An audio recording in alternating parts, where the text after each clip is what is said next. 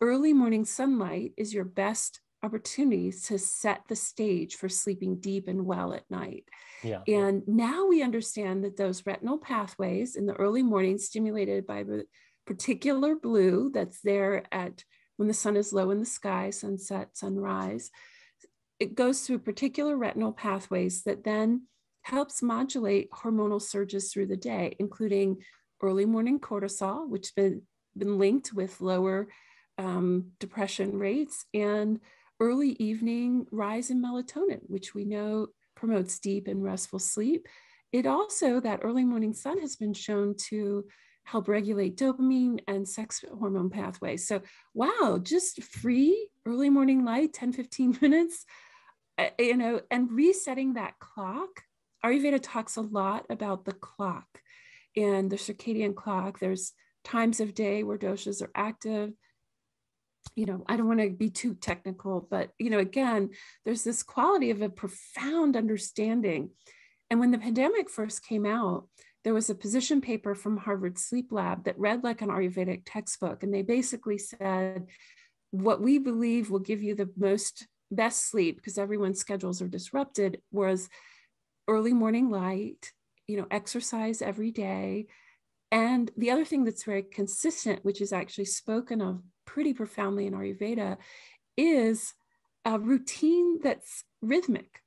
Lunch at the same time. This was in the Harvard paper. Socialization at the same time, exercise at the same time. And think of how scattered all our lives are in this modern era. This rhythmicity, I always say resilience is rhythmicity. Rhythmicity is resilience. These two are very intricately intertwined. Today, we are excited to bring you an insightful conversation with Dr. Sirichand Khalsa, a medical doctor and Ayurvedic practitioner who believes that food is your best medicine or your primary source of disease. Dr. Sirichand is an accomplished doctor and has studied Ayurvedic medicine with master teacher Dr. Vasant Lad. She has also completed a yoga teacher training, Reiki master training, and has a formal fellowship in Integrative Medicine through the University of Arizona under Dr. Andrew Weil. I am Dr. Andrew Wong, co-founder of Capital Integrative Health. This is a podcast dedicated to transforming the consciousness around what it means to be healthy and understanding the root causes of both disease and wellness. Please enjoy this conversation as we talk with Dr. Sirichand today about how Ayurvedic medicine and Ayurveda views both health and disease, what the doshas are, and how you can integrate an Ayurvedic approach into your healthcare for your best life. Well, thank you, Dr. Sirichand, for coming on today. Known you for a while now through the Arizona Fellowship, and now you've had such a great path that we've just kind of watched you grow as a doctor, as a leader, in the Ayurvedic space especially. So welcome. Thank you so much for being on today. Oh, it's a delight to be here, and always grateful to connect with other open-minded clinicians. Yes, I think that's a big phrase, open-minded, because really we don't know what the possibilities are unless we have an open mind and open heart, so. And yeah, curiosity, it did not kill the cat. Do you have any cats? Actually, that's a good place to start. Okay, I love that. Actually, we were just watching as a family. This is very random, but I think it's always good to kind of be real about these things. Tim Burton's version of Alice in Wonderland, and they have the Cheshire Cat on there, which is like the iconic, right? Mm-hmm. So it's really the eyes, I think that's the big thing, right? The eyes are the window of the soul. And so we really have to keep our eyes open for what's out there, what can help patients, what can help our communities, right? If our eyes are not open, how can we really see, Yeah, exactly. And all that. So speaking of your own vision and your own path in terms of seeing and, seeing the light for you, if you could just kind of walk us through, listeners, your path to become, medical doctor and all the things you went through, and, how did you become an Ayurvedic practitioner, and kind of that whole journey? Well, I'm so grateful for the question, because it leaves a lot of, it's like a canvas. I get to paint a story here. But I think one of the most pivotal things to appreciate and understand, and I imagine your listeners are from all over, But I grew up in the Washington, D.C. area, and I went to the Thomas Jefferson Magnet School. And, this is now in the 90s, it's a long, long time ago when the school was first starting. But there was a tremendous prominence in that 4-year span on logic, on reasoning. It was the early evolution of computer programming, right? So, we were the first class to have computers in the classrooms. It was kind of a really interesting time. But at the same time, something inside me always felt a deep call and appreciation for the humanities and the arts, going through the Smithsonian museums, going to performances. My parents were ushers, so we found ways to be creative to get to shows. I remember so many 4th of July, and we're recording this around the time of the 4th of July, going to the mall and just exploring so many different ways of celebrating life. And so, there always was a bit of a tension inside me between leaps of faith and intuition and creativity and just abject logic and sequence of thinking. And I found that through the years that medicine seems to like to polarize itself between the two. You're either in the camp of evidence-based and logic, or you're living in a camp of let's just take it on faith. We don't have the information to fully understand all the pieces that would validate this from an evidence-based standpoint. And so that actually started for me very, very early. I didn't have a big awakening well into my career. I kind of went into medicine knowing, having studied botanical medicine, having explored plant medicine in college, there was a lot of openings that had already happened for me that, almost encouraged me to walk away entirely from the allopathic journey. But, there were points at which I finally said, I'm going to circle back in and try to find, like, I call it the corpus callosum, like the middle path, the one that fully integrates us as humans, not the one that's sort of like here or here, because it can be yes and, which I think is a very feminine projective consciousness. And I know I'm taking some big jumps here, but that's really how I was built at a young age. There was always yes and existing for me. And through my career, it created a lot of tension, because in many parts of the early portion of my career, which was in the 90s, there was a sense of, now things are much more open. And I even had the thought today, I don't want to be a person who ages and the generations below me say, I can't wait till she dies. I can't wait till there's room for innovation. I can't wait until they're gone. And there's a part of me that feels that way about some of the way older medicine has been practiced and the paradigms that have been passed down that don't look at empowering the person to make small micro changes from exposure to light, community, self-love, sense of purpose, healthy, whatever that looks like, non-standard American diet, nourishment, how we use our 5 senses, how we connect with nature. All of that actually is powerful pieces of how health is created. And in all honesty, there wasn't a moment of awakening for me. It really has been that way. And all I've done really is engaged in my own self-healing and been pretty forthright about that. And as I did that, there were always new modalities to learn. There was always new paths to discover, and there still is. And that is what has led me to being really an excellent internist, very good, past boards. I'm highly able to speak medical, but also to engage in deep healing. And I think that's been kind of a long-winded answer to your inquiry, but to just give it a moment is probably not full justice. Thank you, Sirichand. It's great to start off with that and opus, and we know about the corpus callosum, and that connects the left analytic side of the brain and then the right creative side. And actually my understanding, because you mentioned the word feminine, I believe on average, not to generalize, but on average, there is a relatively higher percentage of brain volume as corpus callosum in females. Oh, I didn't know that. Yeah, that's so this really wild. something interesting why we might actually see, more clinicians that orient themselves toward the feminine. I think a lot of times in integrative health that we see a lot of times. Yeah. Yeah. Oh, Yeah. that's so fascinating. Love that fact. Yes. That's really cool. Like for me, I think music is a big outlet. I like to play Yes. piano, improv, and things, so that allows me to balance that corpus callosum between the analytic side, which we know that medicine in general, and even I would say, our society kind of gears us toward, like you said, it's not for a lot of people. You can choose, both. You have to like choose one or the other. You have to be an artist or you have to be a doctor or something like that. Mm-hmm. And so we know that in integrative health, it's really like Dr. Lodog says, life is the best medicine, right? It's everything together, incorporating both sides of the brain, creative, artistic, heart, mind, body, spirit.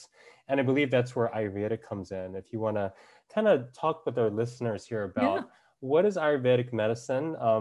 Is this something that, you had basically said that you've basically been, enlightened for most of your life on the holistic side, maybe from your upbringing too, with like exposure to the arts and everything. I'm wondering how you got into Ayurveda, and let's just talk first real basic about what is Ayurveda. Yes. So Ayurveda is an ancient healing system that it's very interesting. And I always say, Ayurveda is the ultimate case study medicine in its own right, because millions of lives were studied over thousands of years in India, and probably ancient cultures that weren't under the continental structures that we have now. And there was an observation at that time. Of course, we can't make an assumption that everyone who came before us in terms of humanity didn't possess our level of curiosity, didn't possess our desire of healing, feeling whole.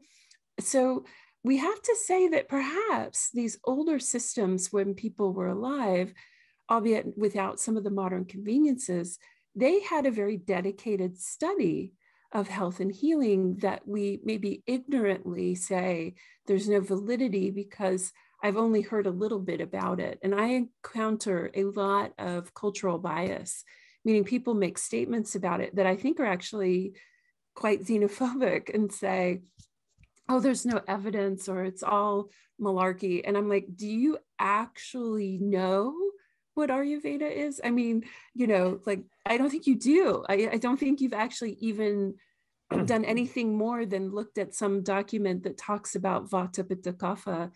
And so Ayurveda evolved over the observation of humanity and man's deep desire to be healed and whole and healthy. And as that progressed, the initial period in time, there was a deep observation of nature, the external world, and an inquiry as to how the external world is mirrored infinitely to our interior world. And they codified that into 5 elements. Those 5 elements have qualities and features that we then observe within ourselves. And so it's then further, those 5 elements become the 3 doshas. So it's further refinement in pattern recognition. I always say most advanced clinicians late in their career, mid to late in their career, are actually excellent Ayurvedic physicians because they have already started beyond what the books taught them, beyond what maybe is on paper, to notice patterns, to notice features of things that are existing. And Ayurveda technically was initially an oral tradition. So it was regionally explored. People knew about the seasons, the botanicals that grew where they grew.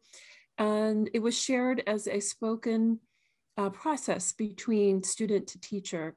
And when the student had arrived to a certain destination, the teacher then allowed them to practice independently, and they then passed on the tradition. And many of the Sanskrit sutras, which are these rhythmic sort of like sonnets almost, we don't have an easy translation for it in our training process, but they're soliloquies, they're observations, they're poems. In Sanskrit, it's a very descriptive language. Those then were provided as an oral tradition. And then over time, that became written, as there was some perhaps fear that the integrity and the beauty of what was being transmitted was being distilled or diluted. And so it's gone through many, many generations of refinement, exploration, and Ayurveda, technically the Sanskrit translates to the science of living. So people often say to me, oh, but that's not Ayurvedic. And I say, oh, well, let's back up for a second, because essentially from an Ayurvedic standpoint, it's really man's observation of him or herself within the context of the natural world. So all the features and manners in which life interacts with us externally, perhaps even processes occurring internally, are interpreted under the lens of a pattern. And it gives us a very deep and rich way to understand how our lifestyle is actually a foundation for our future, our health, walks us towards health, walks us away from health. And it's an ever-present, effervescent series of decisions. And Ayurveda really empowered me to understand that at a very critical time. And as a small aside, Dean Ornish, who's a very well-recognized lifestyle medicine proponent, his primary teacher was Swami Satchidananda. He talks about it fairly modestly. Dean, if you're listening, I'd love if you'd speak up more about this, but I know that when he was first doing his research, there was more limitations on using terms like mindfulness and yoga and Sanskrit terms. So things were sort of translated, and he speaks about how he came home from medical school, despondent, depressed, suicidal. And a Swami, his sister, had invited, this teacher was in his living room and said, you know, why so glum, chum? Come on, life's not meant to be lived this way. Not to trivialize depression in any way, but like the Swami basically said, I think with some minor modifications and some internal exploration, your mood will shift dramatically. And once he had that personal experience of self-care, mindfulness, movement, yoga, pranayama, which in and of themselves are not necessarily contained within Ayurveda, they are sister sciences. He had a revolutionary emergence of energy, effervescence, mood, happiness, vitality. And he said, I've got to figure out how to research this and share it. So many of the tenets of modern lifestyle medicine, the 6 pillars, actually are foundationally connected to principles found in Ayurveda that seemingly are common sense, but maybe we've lost our way a little bit. Well, yes, and I'd love to go through those pillars in a sec, but you've said a lot of rich things there. First of all, I have to ask that Swami Satchidananda, he was the one that founded Yogaville? Is that yes? Yeah, in Charlottesville. Yeah, in Charlottesville. Yeah. So it's an interesting coincidence, or maybe it's not a coincidence. My sister is also an integrative family physician, and she gave me as a medical school graduation gift we took a trip to Yogaville. Yeah. Wild. Yes. That would have been a while ago. Probably. It was a while ago, and it was funny because I remember the yoga teacher patting me in the back and say, I know you're not that flexible, but you know, there's still hope for you. And that's awesome. It was really a great experience because, having done yoga kind of, a bit, generally, but having like going there for a weekend and kind of immersing a bit, it was definitely a deeper experience for sure. And Dean Ornish, I know he's done a lot of work with reversing heart disease it sounds like group support, lifestyle nutrition, but it does sound like he's incorporating yoga in there, and it sounds like Ayurvedic principles. So, and what I also like about that definition of the science of life is that, when you look at sort of allopathic medicine, which we know there's a role for, a definite role for, it is usually more the study of disease, right? That's what we're both taught in medical school, yeah? So it's kind of nice to have this counterbalance of, okay, we can treat disease, we can look at the pathophys and all that, but then how do we study life, and how do we study, people and systems and communities that are thriving, right? Mm-hmm. So that we can up-level life in order to prevent disease also. Yes. And I love Dan Buettner's work supports that so beautifully. The blue zones, where they looked at the 5 regions and found the 9 features that really demonstrate health and vitality. And I think, what is often overlooked in medicine is the value of movement, the value of community, the value of sense of purpose. Yeah. I mean, these very are much. plus the other things of wind down, move, you know, mostly plants kind of picture. So really interesting to consider that. And I think from the Ayurvedic standpoint, we can also understand now in our retrospectoscope, as I like to say, that there was actually a profound understanding of epigenetics, of circadian rhythms, of the microbiome, of the autonomic nervous system. And I could give you the Ayurvedic terminology for those things, but again, you know, just to appreciate that those things are actually remarkably well elucidated in Ayurvedic textbooks. There was no disconnection from all these instances of our external world, from our financial health, from pandemics, from exposure, what we're exposed to in our homes. They have a whole science that's like feng shui called vastu. So it was really an open-ended discussion of how do we explore vitality. And there's a huge arm, because not everyone's going to be that good at that, right? We're all imperfect in our habits, our understanding, our beliefs, our trauma. And so there's actually a massive amount of information that looks at a disease model as well. And so you had to really travel to India to get appropriate, rich treatments, but there are surgical techniques described in the ancient texts, very advanced medical pathways. And a small piece that I think is just relevant is that in the Ayurvedic model, there are 6 stages of disease. Stages 5 and 6 are the terminology that we know in the West. Nothing translates perfectly because it's a different foundational model. But 1 through 4 is often where we write people off. Oh, a somaticizer. I don't know about you, but do you remember with disdain the teachers who would say, it's a somaticizer? Like, yeah, hey. like it's all in their head or something like that. Right. But they're actually experiencing physiologic changes, which we now know are probably largely being driven by the autonomic instability that comes from probably the trauma of being alive. But many people have very distinct trauma that's impacted that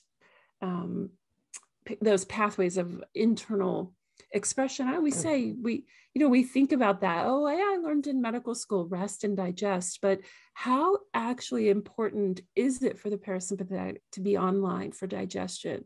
Way more than people realize. Yeah, that's definitely something that we kind of go back to over and over with, working with people with gut health. It's like, it really goes back to the autonomic nervous system a lot of times for people.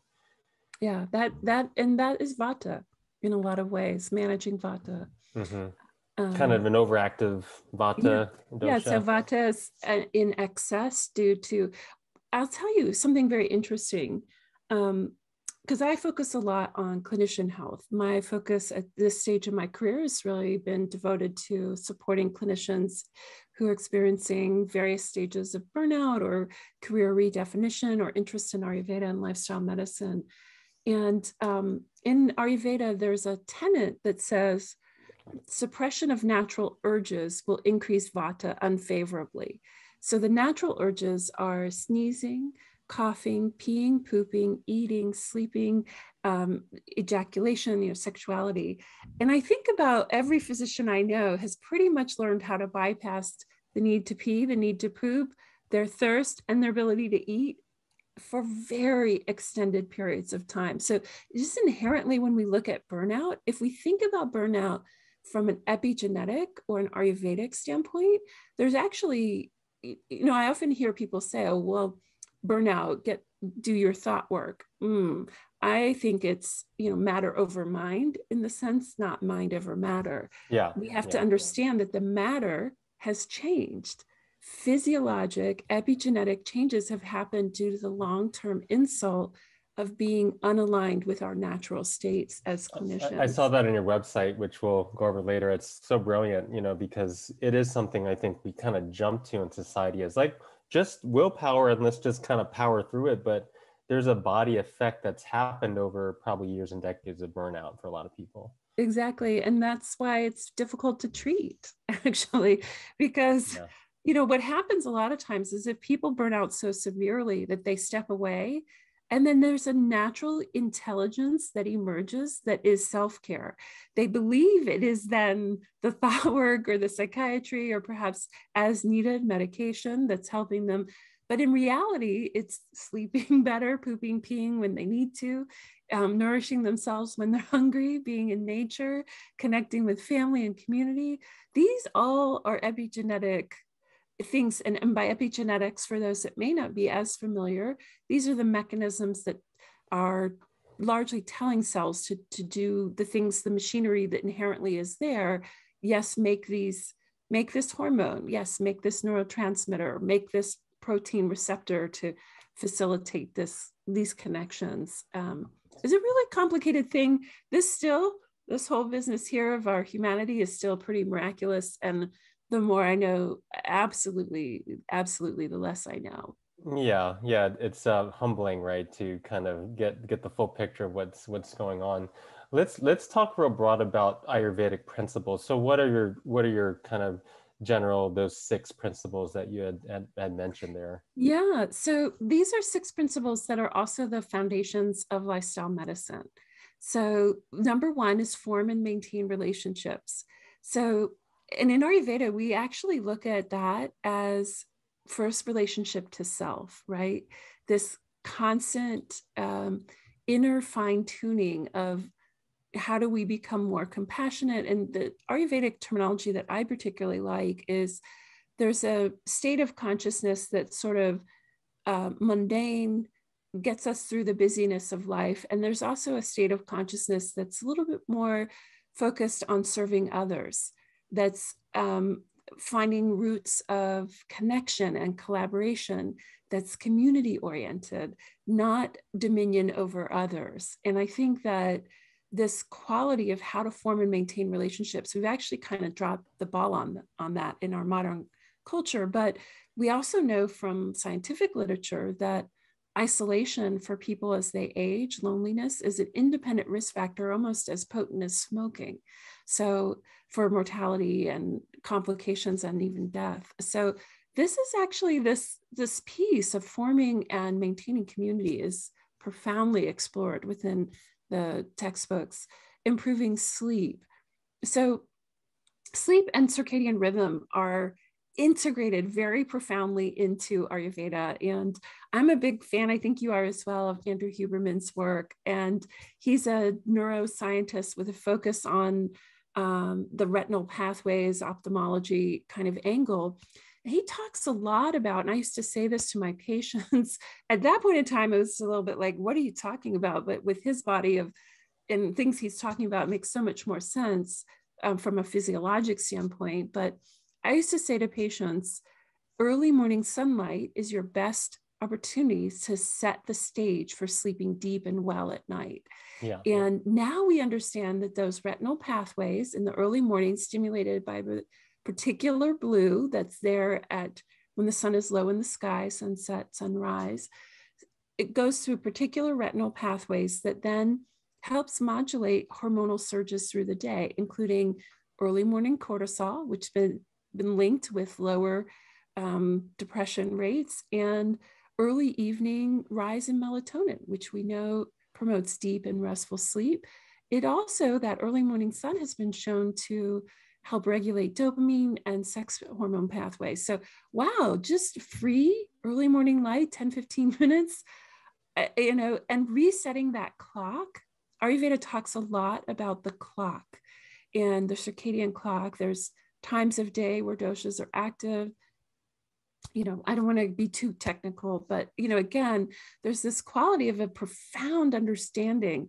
And when the pandemic first came out, there was a position paper from Harvard Sleep Lab that read like an Ayurvedic textbook. And they basically said, what we believe will give you the best sleep, because everyone's schedules are disrupted, was early morning light, exercise every day. And the other thing that's very consistent, which is actually spoken of pretty profoundly in Ayurveda, is a routine that's rhythmic. Lunch at the same time. This was in the Harvard paper. Socialization at the same time. Exercise at the same time. And think of how scattered all our lives are in this modern era. This rhythmicity, I always say resilience is rhythmicity. Rhythmicity is resilience. These two are very intricately intertwined.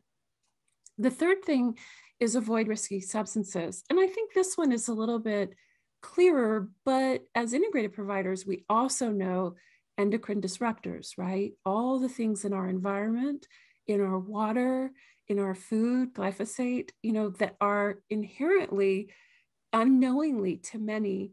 And I get into online arguments with people about this because I feel so strongly that your budget and your awareness allows you to make informed choices about less volatile organic compounds in your body. That is for the best. That is for the best. And this is my own particular soapbox, but eliminating scents and colors from our laundry sheets and soap. I did a whole little deep dive because I was walking through this suburban neighborhood and every other house was perfuming the street with these scents from the laundry detergent. And I was so nauseated after this walk that I looked it up and they said about 3% of air pollution in residential areas comes from dryer related activity and et cetera. Wow. That's just, of course, they're also talking about smoking, and we're also appreciating more that things like alcohol may be a carcinogen. So really looking at alcohol in moderation.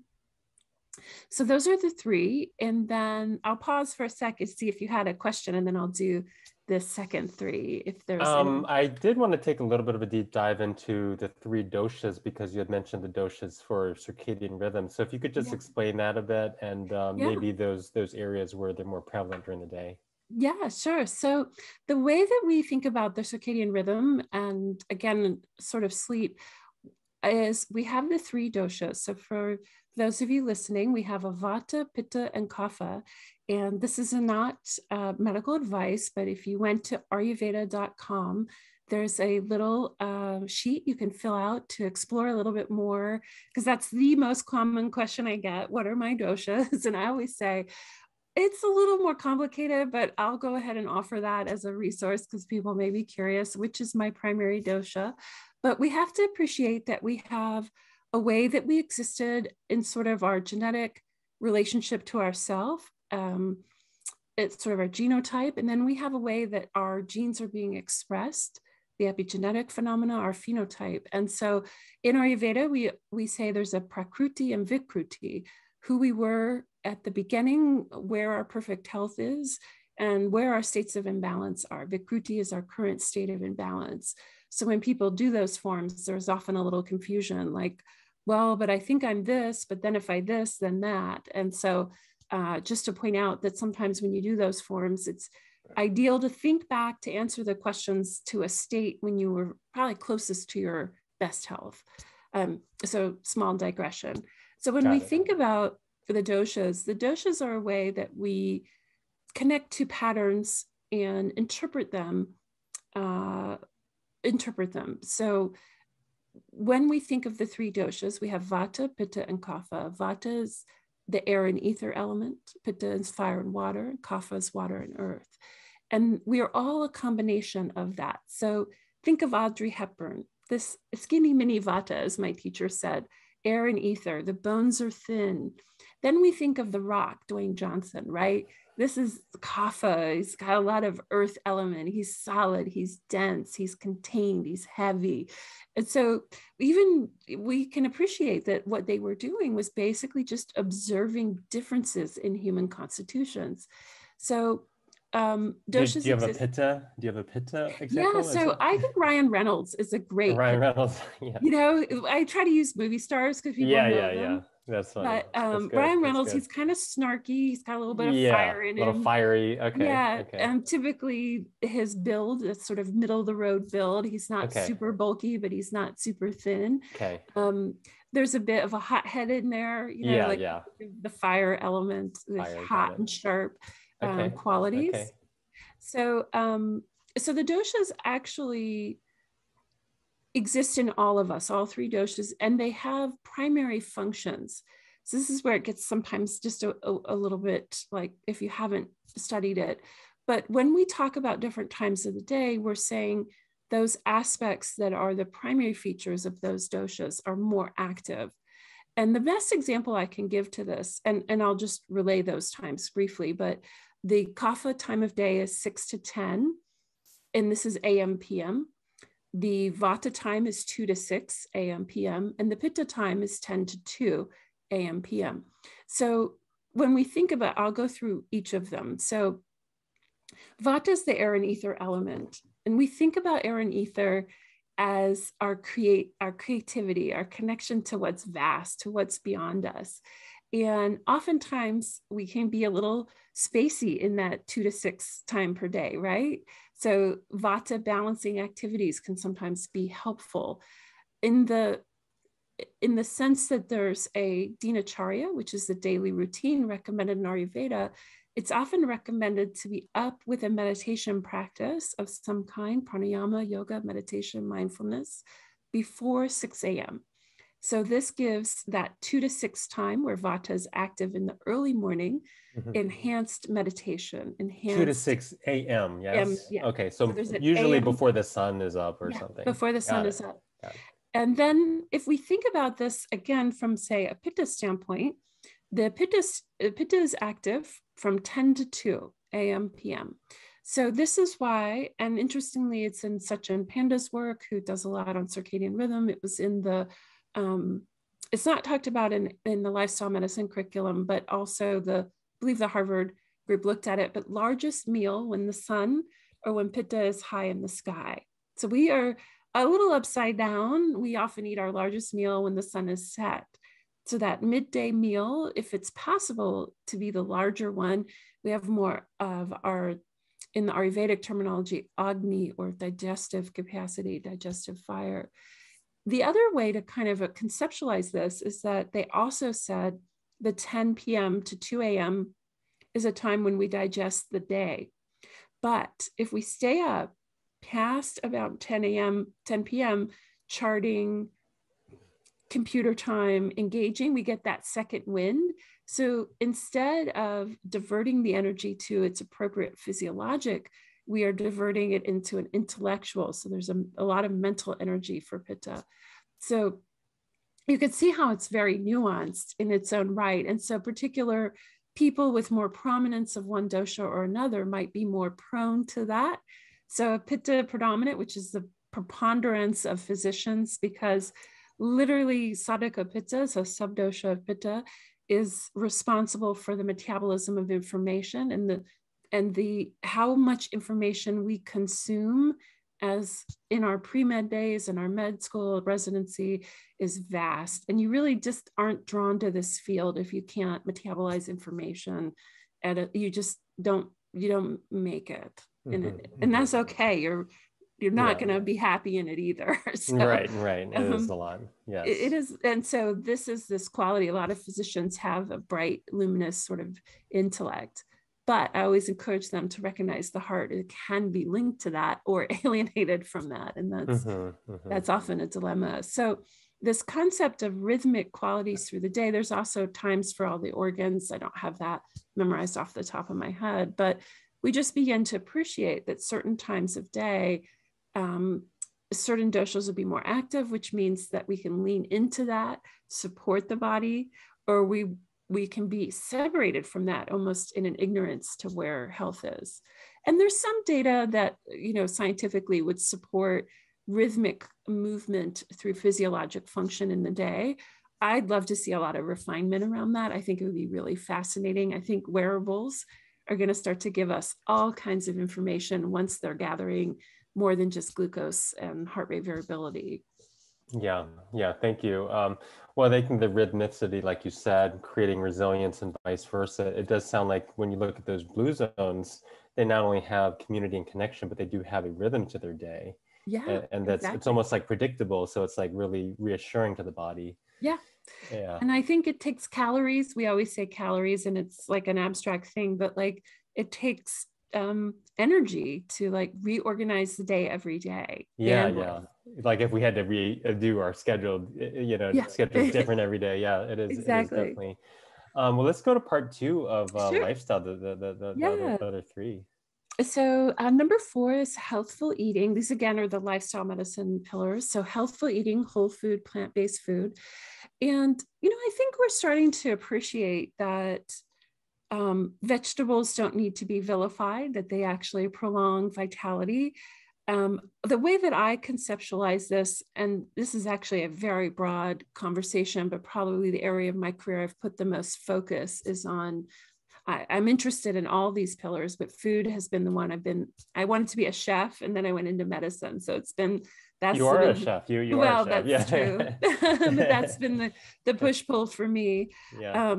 But I think that what I've really come to appreciate is that if we can have half the plate vegetables, including leafy greens, a quarter of the plate protein-oriented, ethically sourced protein. I'm not really interested in arguing with people about meat. Most people have their minds made up. Yeah. So my feeling is like, okay, if you want to reduce meat, we can certainly show you how to do that in a healthy and thoughtful way. If you need to eat meat, it shouldn't be the primary thing you eat. Now, I don't want to argue with the carnivore movement. I think there's just no talking to that. There's no room for conversation with that mindset, unfortunately, from my perspective. And then a quarter of the plate grains. And a lot of the diets that have shown us, especially like the Blue Zones work and longitudinal data, shows us that the healthy fiber that's found in legumes and grains. And I do recommend soaking and rinsing, cooking your own beans to reduce the phytates and lectins in them, being, carefully observing that people knew techniques of preparing legumes for millennia. I mean, I certainly hear people argue with me, well, pre-agricultural times, there was many millennia of humanity living without what we do now.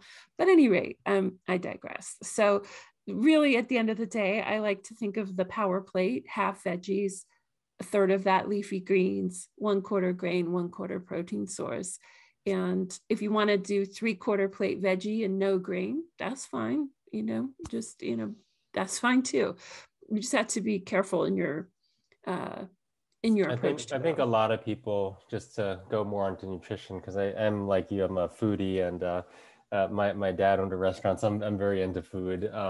But when you look at food, it's really, as we know, integratively, it's one of, if not the best medicines, right? I mean, and it's really not been focused on traditional medicine at all. Most of our medical schools don't have a lot of courses on nutrition, if at all. And then I think if they do, it's kind of like, oh, how do you prevent scurvy or something? Oh, vitamin D. Something ridiculous. It's very superficial. But I think really we definitely see that when people eat more of a plant-based diet or more plants, they're going to get more energy, because really, if you think about sort of the science of life, the photosynthesis, and then the oxygen and the chlorophyll and all these things are needed to boost the mitochondria when you look at it from that level. But I think there's also something about I believe it's the you have to make sure this is correct, but I believe there's some in Ayurveda, some energy that you get from eating plants. There's a consciousness in a way. Yeah, is that accurate? Yeah, the prana, the energy, and it's probably very life-giving when you do that. And I think, to your point, one time, and I'll digress into the intuitive realm here for a moment, but yeah, let's go. So when I was in India, and I've been there several times. One of the times I was there studying, I went to like a very small Ayurvedic botanical farm, if you will.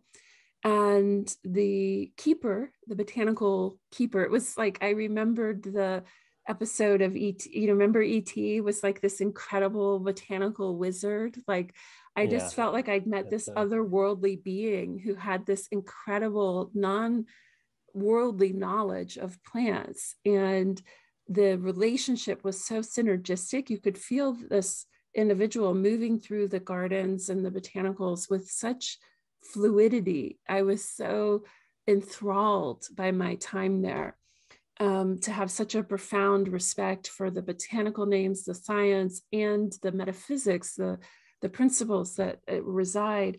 And in a very interesting manner, they actually had arranged the growth patterns in the garden akin to an astrologic phenomena, like they're called nakshatras, which are the subdivisions in the Ayurvedic Jyotish, which is the equivalent of somewhat of Western astrology. So they had these regions in the garden in a very particular pattern that were oriented to be grown because that plant was oriented to that planet, to that energy. Cool. Yeah, very, very interesting. And he said that he would go in the classic time. Of course, we're well past ever probably being able to deliver anything like this, unless I get my secret fantasy to come true. But but he said basically what would happen is that the Vaidya, which is the Ayurvedic physician, would go to the garden.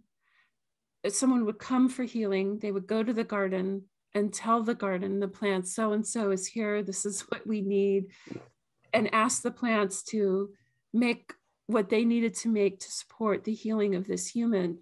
And then they would harvest it within, whatever period of time forward, another moon cycle, another astrological cycle, another day, whatever the time frame was. And the mystical side of me was like, oh my goodness, that is, woo, That's incredible. That's really amazing. And so I never really forgot that. I never really forgot. And I remember reading some research, it's been a while now, where they talked about how different moon cycles affected alkaloids in certain botanicals. And we can't underestimate plants' circadian rhythms either, right? Mm-hmm. If my circadian rhythm is optimal and you take a little piece of my blood and you test it, right? Would not the plant have some relationship to circadian rhythm of seasons? And any rate, it didn't seem so preposterous to me as and then when we eat those plants, the health of the plant obviously affects, that Exactly. plant genetic material. We know this from research even, right? It interacts with their own DNA and stuff. And so, so certainly the health of the plant and then of course, even more broadly, the planet, is, exactly. is we're all part of that too. So. Right. The Gaia theory. So, Gaia, and Ayurveda has such an integral relationship to the interconnectedness of our nature to nature. And I think this was a really potent learning point for me. I'll do the last two because I want to be mindful of our time together. But the fifth one is increased physical activity. And one of the things that we know fundamentally is, what are we saying? Sitting is the new smoking, right? We are seeing so many independent risk factors that are telling us that our sedentary lifestyle, our computer screens, our lack of movement are very, very detrimental, on par with things like smoking. Again, you start hearing these things and you realize, like, well, even if you have a progressive advanced disease like cancer, autoimmune, you can still do these 6 pillars to what end? Someone might ask me. Well, perhaps less chance of reoccurrence, perhaps less progression, or if this is going to be a difficult, and I have hospice, I'm a hospice physician as well. If this is the end of my life, then perhaps one can have a deeper, more profound spiritual opening by recognizing that these 6 pillars can give more ease in your being. And so there's no point in life where these wouldn't have validity. So what's interesting about Ayurveda, though, is that we also appreciate that nothing and extremes are not valued. And so when there's actually discussion in the Ayurvedic community about ultra endurance sports and the inflammation that might be impacting the body or affecting consciousness. So it's kind of interesting to just think about that there are conversations about what does excess look like in the textbooks. And of course, I always encourage people to get an early morning walk at all costs. Take the dog, take the kids, rearrange your life to get that early morning life. It's like life-giving. This quality is just so profound. And the sixth pillar, if you will, is develop strategies to manage stress. And they actually, in their graphic, show someone in Sukhasana, like this very particular meditation pose. And I have to pause just for a moment to say, you know, we want to acknowledge the South Asian communities that are bringing and holding these lineages of knowledge, and not just appropriate them fully to whatever version we want. There are experts who know what Ayurveda is, who know what yoga is, who know what mindfulness and meditation are founded in their roots in Eastern traditions. They are not inherently a part of Western lineages. And oftentimes we're seeing the devolution of their essence by people that kind of use them for whatever purpose makes sense for them. And I don't necessarily think that's appropriate or fair. I'm also not a cancel culture person either. You know, I don't believe in canceling people. I just offer that as a line of communication to reach out if you have any questions about whether you're doing that, not you personally, but a listener, to reach out to someone who might be able to provide some context or education. And I think everyone is all in for reducing stress. We know that the impact of stress, inflammation, cancer, dementia, I mean, the scope of what stress does to us physiologically is so profound, right? That we all know we need to reduce stress, but we can also at the same time open our hearts, open our awareness to the fact that there are profound tools developed in the East that are ready for us to lean into, but we want to do that in a thoughtful way. We want to do that in a way that honors people and traditions and helps us work on our community mindset. You know, not just saying that person is other or foreign, and opening up to what knowledge they might be bringing to this country, to this nation, from the traditions that were rich in their family history. I mean, ultimately, you know, there's probably in some ways one of the pillars of health is also the realization that we're all connected. You know, yes. As a globe, as a planet, you know, planetary community. So I think this whole idea, we started this conversation of, you know, the eyes are the window of the soul and keeping an open mind. And I think this is where it kind of goes full circle back into, okay, let's look at these traditional, you know, used for millennia effectively and safely, really. These traditions that, you know, there's a lot of inherent wisdom in there that probably gets passed on, like you said, orally, and then probably in other, I guess, other ways too. But, you know, there's wisdom, right? That's really sitting out there in the universe for us to receive. Right it's right there. Yeah, exactly. It's right there. And nature will teach you all of this. That's the beautiful thing. Spend time in nature, observing nature. Look at the patterns of nature. Look at the bark on a tree, the dew on a flower, and see, you know, listen deeply and say, how is that? What is that mirroring for me in my own life today and in the world around me? And there's refuge there. I often think about it, and I think this is a really interesting idea. It's like you have two people in your practice, same disease process, both very difficult diagnosis and disease journey. One seems to sort of negotiate it with a little bit of ease, and the other, it's pure struggle. And neither is right and neither is wrong, but I like to think about this idea over here that there can be ease even when dis-ease is present. This little play on words there, but if we develop these relationships with nature, it helps us manage our mind, helps us manage our thoughts, which drive our feelings, emotions, and actions.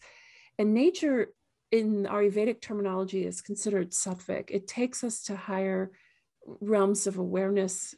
I hate saying that because it sounds so cliche, higher consciousness, because that is so vague.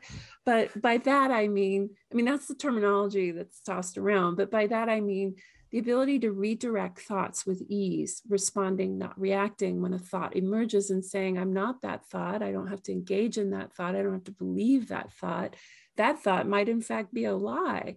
Nature provides that buffer, that microsecond pause that gives the person who might take the path of, this is difficult. Why is this happening for me?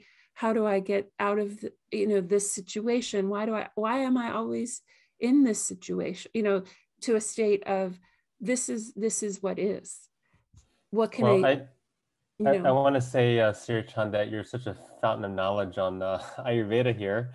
I would love to have you back for like part 2 to talk about Ayurveda in terms of treatment of different conditions. Not that this is a podcast about like medical treatment or something, but that'd be great to have you back for that now that the listener kind of has gotten some exposure to an intro, what these concepts are, the pillars, the epigenetics, the lifestyle. But first, I'd love for you to just one closing thing on Ayurveda for this podcast. What is one thing you wish everyone knew about Ayurveda? If there's like one thing, and it's like the take-home message for today for the listener. Well, I've actually already said it, and that is that rhythmicity is resilience. And Ayurveda has a term called dinacharya, which is your daily routine. And if people could really hone in that daily routine, whatever it looks like, this planet would change. This planet would shift. Absolutely. And that is a great segue into our fun question that we always have for guests. It's a great segue, which is, what is Sirichand's morning routine? I think this is something that we just talked about, rhythmicity. We'd love to hear your routine, if that's okay. Sure. So I'm an early bird, have always been. I could be up late, doesn't matter. So I'm usually up by about 5 or 5:30. And it depends. A lot of times I like to take time to journal, a little bit of writing. Sometimes I'll share that on social media if there's not other things happening. Then I definitely get outside as the sun is rising. Like, hands down, I love that morning walk. It's so life-giving. Yeah. And then I'm usually, before that morning walk, I'll do a few nuts or seeds just so there's a little energy in the system. I don't like to do it fasting, just stress. I think it's just how I notice from my physiology.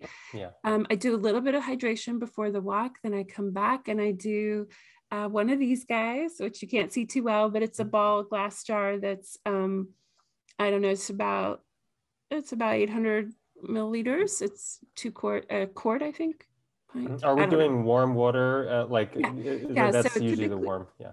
Yeah. So typically it's room temperature or warm with a little bit of mineral salt and lemon or lime. Lime is a little bit better for my constitution. So I do morning water with ginger, lime, and a little bit of mineral salt.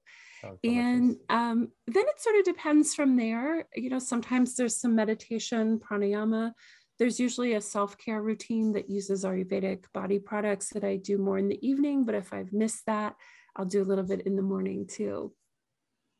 Great. So we'll have to hit that next time. And then I think the other thing is, we usually like to just make sure that listeners have the resources to kind of learn more about you. And I know you're focused on more clinician training, but how can people like either work with you or engage with you a bit more? Sure. So can find me on social media, DOCTOR, Sirichand, SIRICHAND. So Dr. Sirichand. And there'll be links to my websites through any of the social platforms. I'm probably most active on Instagram. I do have a Facebook group where I share lots of cooking, lifestyle tips that anyone's welcome to join. Awesome. So anybody's interested in that, they can find that on my website, which is drsirichand.com. All right, Dr. Sirichand. Sirichand, thank you so much for coming on today. And I'd love to have you back for round 2 sometime. Absolutely. I love that. Thank you, Andrew. Thank you. Thank you for taking the time to listen to us today. If you enjoyed this conversation, please take a moment to leave us a review. It helps our podcast to reach more listeners. Don't forget to subscribe so you don't miss our next episodes and conversations. And thank you so much again for being with us.